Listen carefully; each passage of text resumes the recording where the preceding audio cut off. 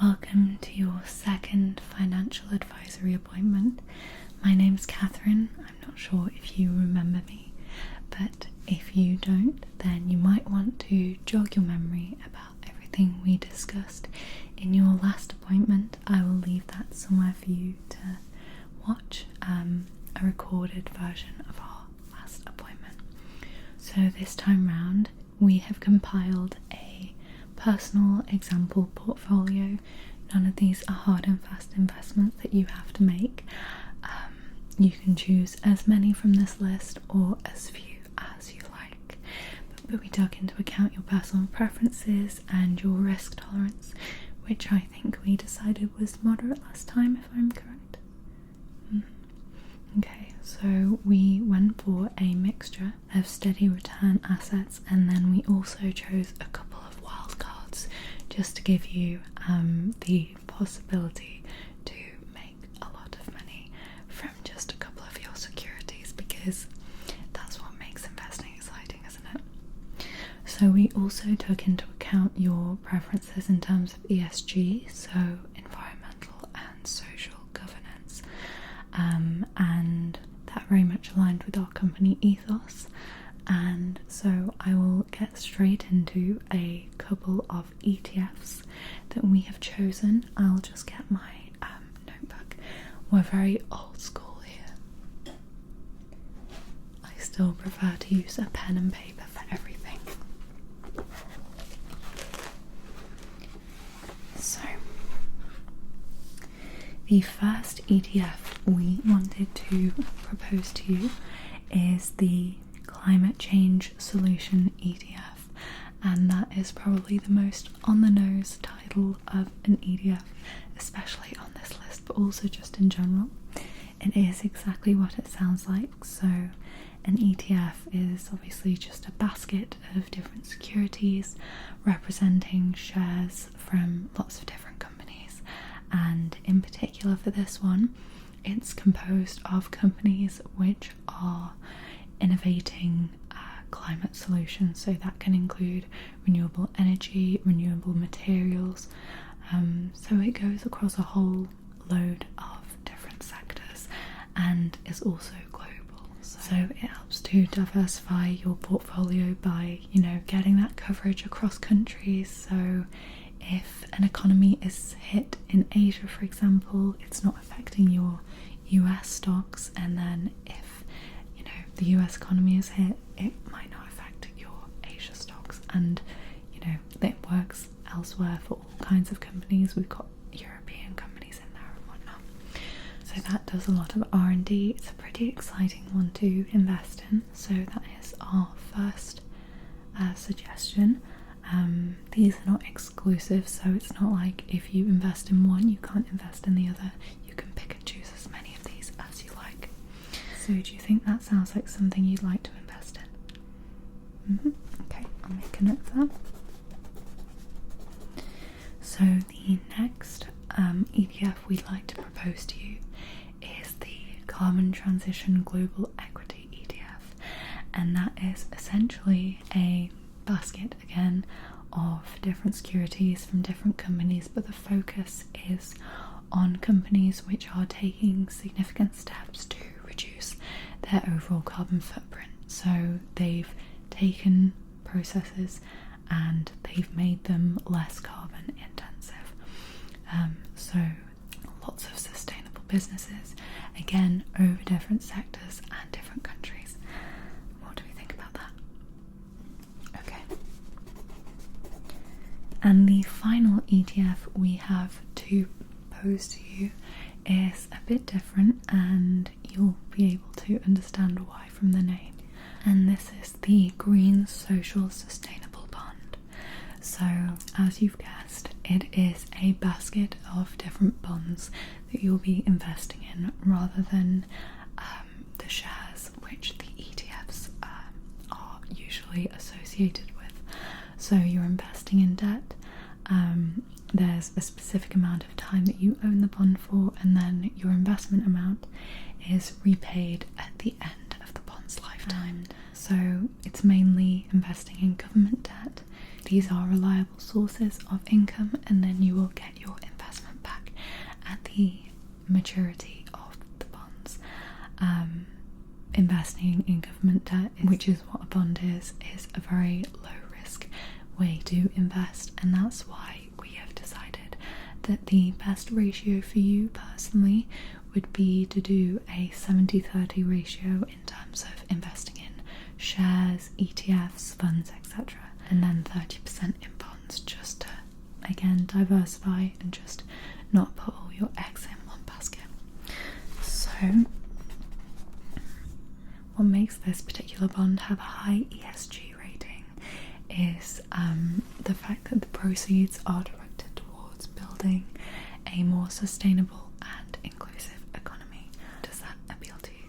Okay, I think that's a good choice, because otherwise you'd just be choosing regular bonds, as I say, to diversify and keep it a 70-30 ratio, but you wouldn't get the benefit of, you know, doing good with your money, which, you know, always a good fringe benefit.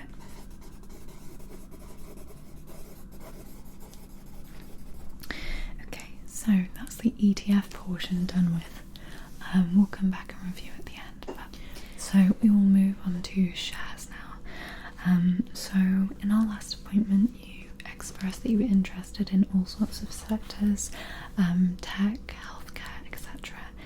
You still wanted to keep ESG in mind, which is very commendable, and also, as I'll talk about in a second, I think it's a safe option long term if you're going to keep these investments throughout your life and just watch your investments grow rather than taking it out every year or so. Just leaving them in there is the best thing to do to grow your money as much as possible. And I think when you take high ESG into account, it very much aligns with the way that society is going, the way that society has to go for all sorts of reasons, not the least climate change. And I remember you also said that you were interested in investing in essential items, kind of things that aren't going to fluctuate, because they're not luxuries, they're kind of integral to everyday life. So no clothes companies, etc., no designer companies, for example, because in lean and hard times people are spending less on those sorts of things. And then the last thing is that we have mainly invested in, or we've mainly chosen steadily growing stocks for you to look at, but we've also got a few value and growth stocks in there just to give you that little bit of possibility for high rewards from little investment. So the first one we have here is Microsoft. That's a company favourite. We tend to start everyone off with that stock because it steadily grows. There's nothing crazy there, but we're fairly certain that it will have a long life. It has had a long life and it doesn't seem to be declining anytime soon. So it's an old favourite just because if you keep your investments in the stock market for a long time, it's reasonably guaranteed that it will just grow with the economy, because the value of most things increase over time. So the next one we have is a semiconductor wafer fabrication equipment company, and if that all just sounds like gobbledygook, basically they provide the basis for the chips in your phone, in your laptop. Basically think of everything that uses a chip. There's many things, and we use all these electronic devices for just living our everyday lives, so they're absolutely essential. They're unlikely to experience a decline regardless of what the economy's doing, just because they're essential for everything. So we thought that would be good. There is one in the US and one in Japan that look particularly appealing to us, so we've got both of those down. And then of course, if you have a stock in the US, stock in Japan, it adds to the diversification benefit that we talked about before. So would you like to keep both of those in the running? Is it okay?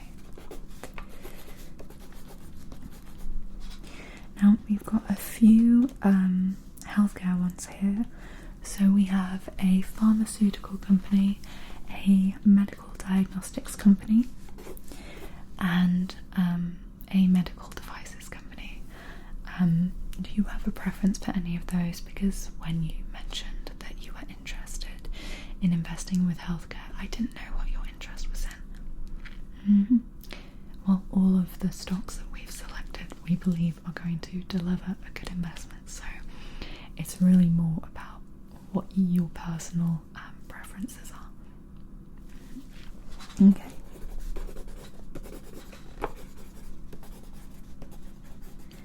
So we also put a couple of renewable energy shares into the mix, and I briefly touched on this earlier, but some investment companies still think that oil is a good one to invest in, and I have to say that if you have long-term investing goals, I disagree. As we know, oil is a finite resource, but more than that, as public attitudes towards it continue to become more and more negative, with the fact that it is a decreasing resource, I think that it's just inevitable that those companies lose value over time, whether that's in your lifetime, whether it's in your investment's lifetime.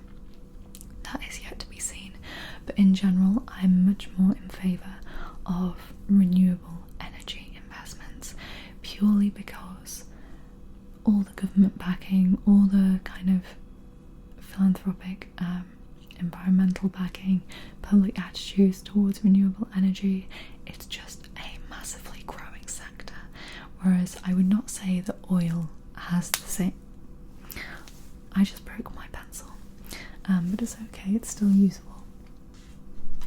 But I would say that oil does not have the potential as a sector as renewable energy does, but of course all of your decisions should be your own, so you can do your own research, and I'm just saying what my personal opinions are. I suppose that's not the place for this, but so we have solar, we have wind power, and then we have hydroelectric. So do any of those appeal to you? Okay.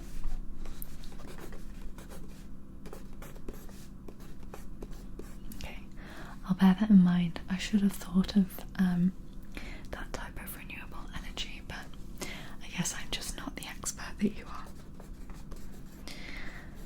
Okay, so I'm very happy with that basket of steady growing securities.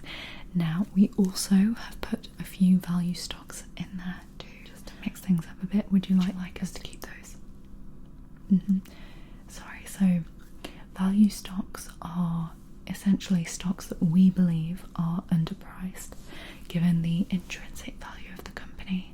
So generally, if you're investing for the short term, we wouldn't recommend these types because it can take a while for the company to scale up and actually reach its full potential.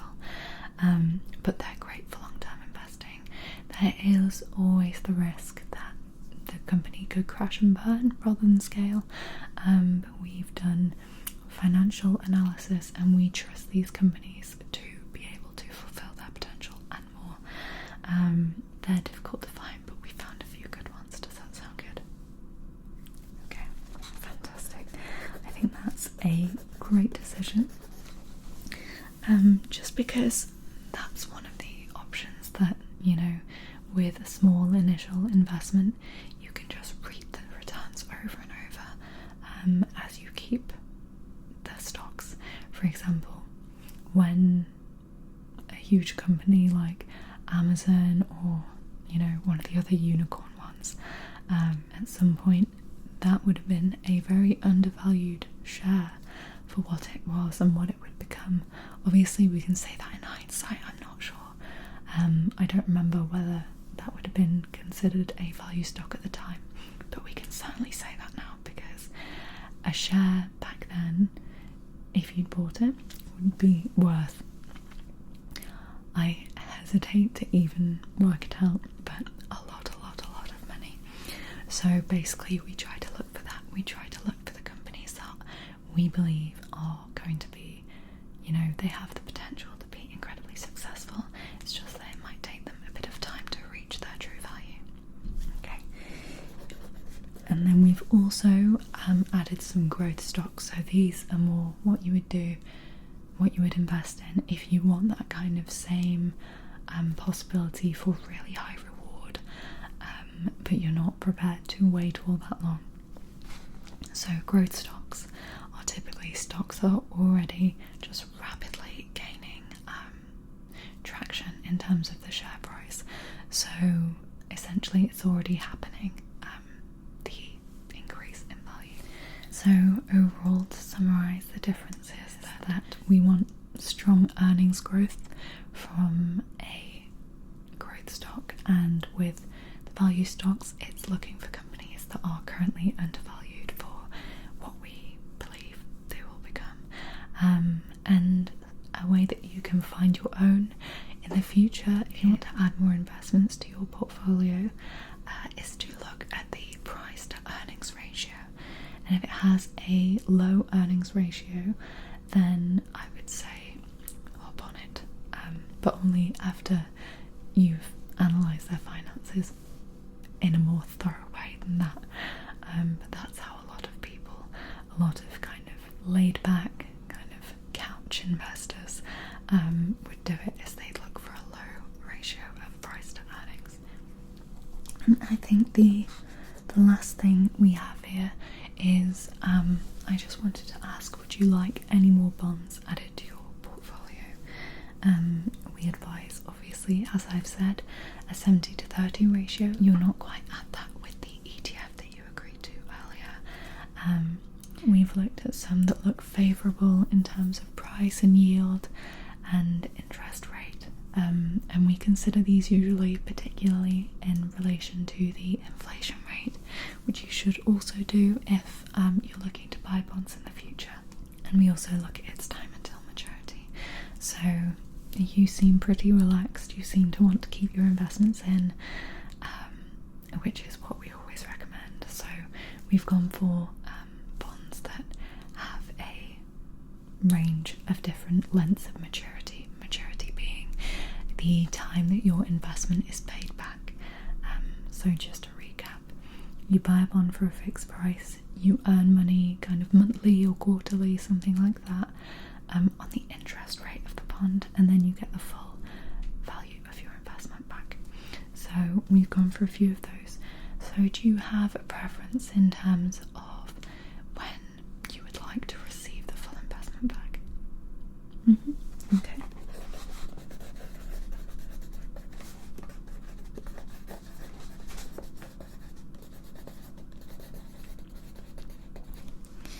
Okay, well, we've got that down.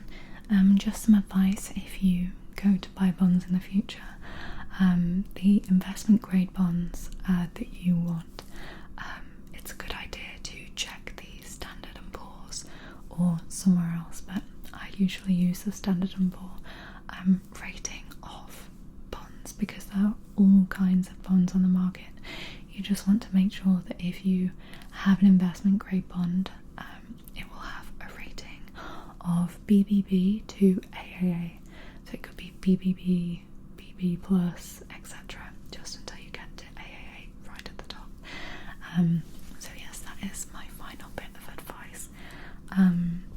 Now, so we will send you an electronic copy of everything we've talked about today with your final personal investment portfolio choices. I'm really happy with the decisions we've come to today. I think you will reap the rewards over and over. And obviously, I think we talked about last time diversifying with things such as real estate and whatnot. But in terms of shares, we've kept everything kind of simple for you to manage. ETFs are very much traded just like shares, even though they're more similar to index funds in that index funds track different indexes. So do ETFs sometimes, but they're traded more freely like shares compared to index funds, which you can trade much less freely and usually at a exact time of day. So we've kept everything so that you can do everything with them in the same way. So you're not having to check how to trade your ETFs versus your shares. It's all pretty much identical. And then of course your bonds, but you don't need to do anything with your bonds. You just leave them there and get your income from them. We've got one with a monthly, one with a quarterly income that you'll receive, just to give you a bit of cash flow. There's nothing wrong with that, is there? So with that in mind, I think we've bombarded you with lots of different investment choices. So as I said, we will send you the conclusions we've come to.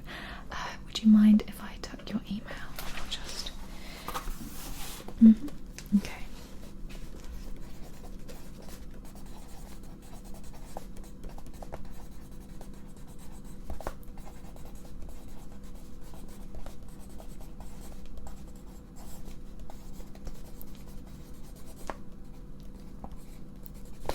Fantastic.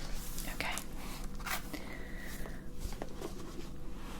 So if you have any other questions, don't hesitate to ring up and make another appointment. I like doing this, it's very fun for me, particularly when someone has the same investing values that I do. I find it really interesting to just do all the financial analysis of trying to find the best possible assets for you. So that's it for now. I'll send you instructions on the next steps you should take if you actually want to make a move on these specific investments. Okay, it was really nice seeing you again. It's always a pleasure.